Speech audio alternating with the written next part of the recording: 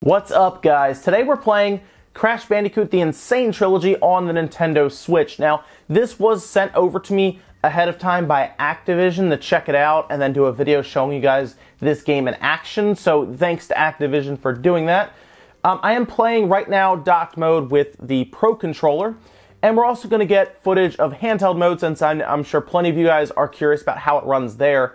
We're just going to jump into the first one here and play a couple of a couple of levels and matches. I was playing another game. A couple of levels, so you guys can see how it runs here. And I have to say, my first thoughts about how it runs are pretty good. Now, they did make a couple of sacrifices to make it work, okay? So, I believe, as much as they say the resolution, I guess that's the same. The resolution seems okay on my monitor here.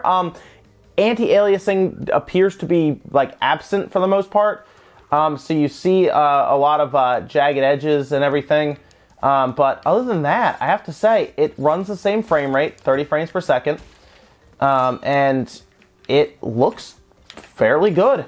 Like you're seeing here, I'm just kind of playing, and it looks very, very close to the PS4 version. I believe there are some graphical differences as well, like fuzzier textures, for example.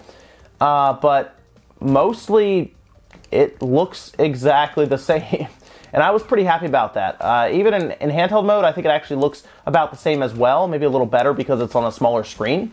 But right now I'm playing, and it doesn't feel much different. I am honestly, they did a great job with this port.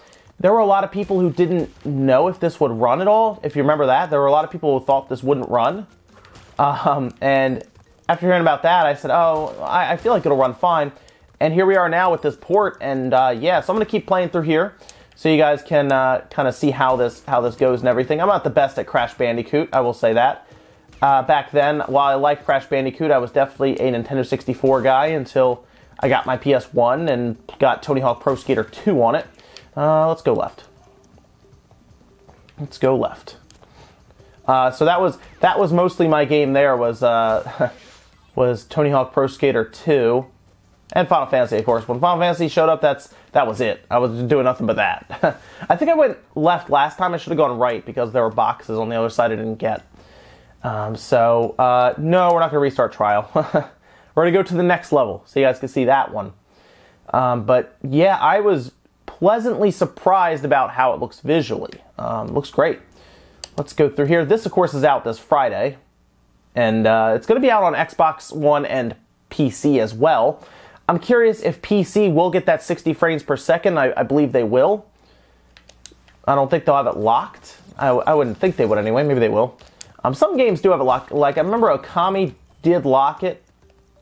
So when you beat the levels, you can run back through them as like a time trial, as I'm doing here.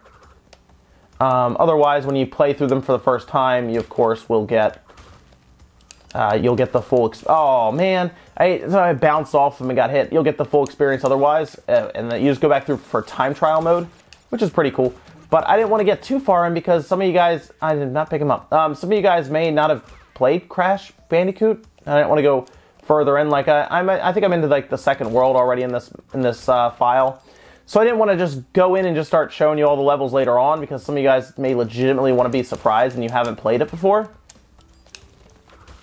And I figure if I play the first levels, it'll be, you know, it'll be less spoiler, I guess. Although it is Crash. Honestly, if you haven't played these levels by now, that's kind of your fault. It's been out for a long time, obviously. It's Crash Bandicoot, you know. We're talking PS1 days here. There we go. So we're working through. They tell you which ones you've gotten and everything there with the ones and everything on it. But the whole idea is to get all the boxes as well. Because if you miss any boxes, they yell at you about it. At the end, they have boxes drop on you. Oh, there we go. Oh, no, there's TNT there. I don't know. Oh, I'm a little worried. Got it. Haha. Oh, it's counting down.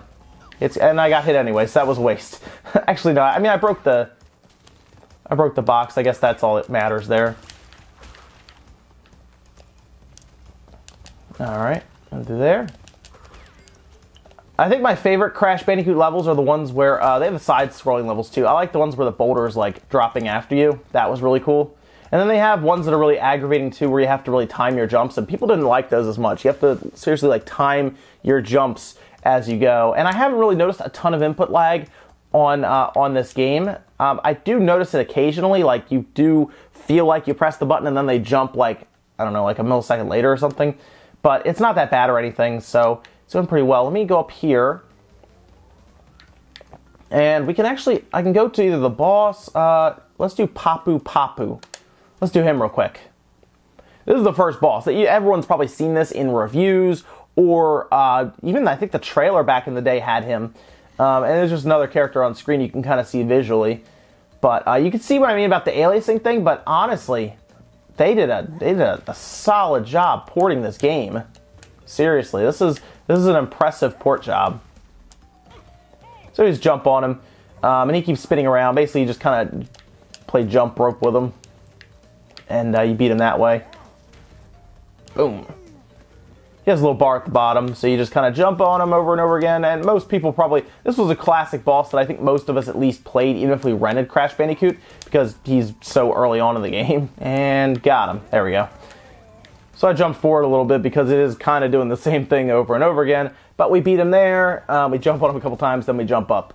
And it's, of course, this collection has all 3 Crash games. If you've seen it, obviously, on the PS4, if you've played it, you probably have a favorite out of them. I know some people like the third one. I don't know, the first one, you know, that's the one that I always knew, I always stuck with, because it was the classic, you know.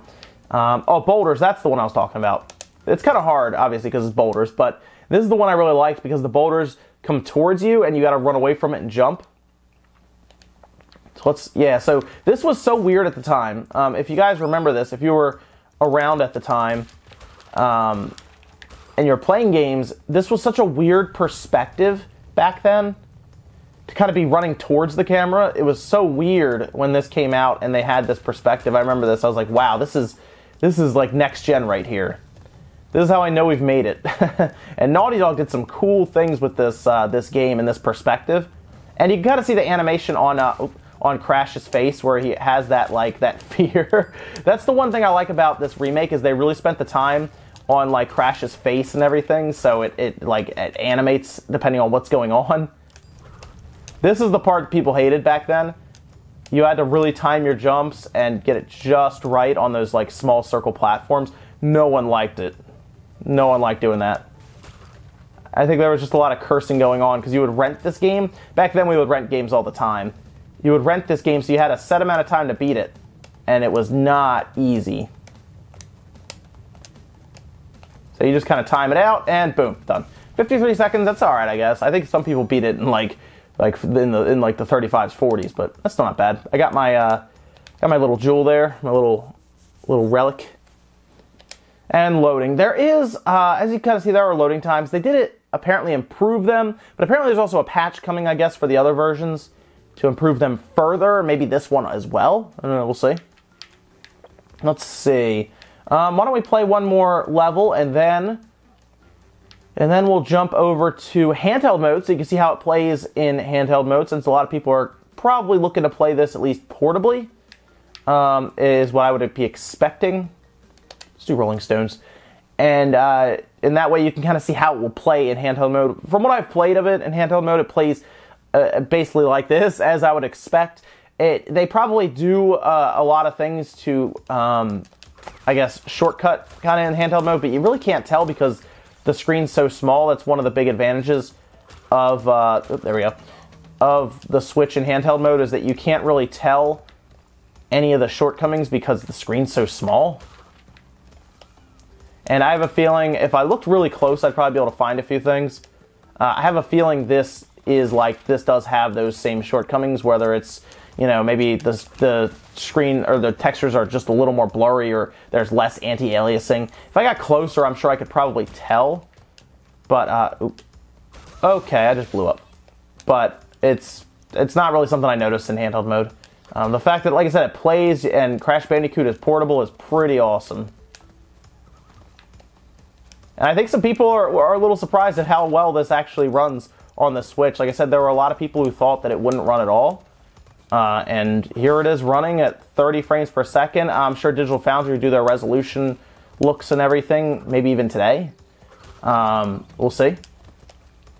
But I'll be curious to see how it stacks up in that regard with resolution and frame rate and everything, because from what I could tell, it looks pretty good, and it seems to play pretty well, too. We'll get a little serious there. All right, we're good. Jump, jump, jump, jump. Oh, got it. All right, cool.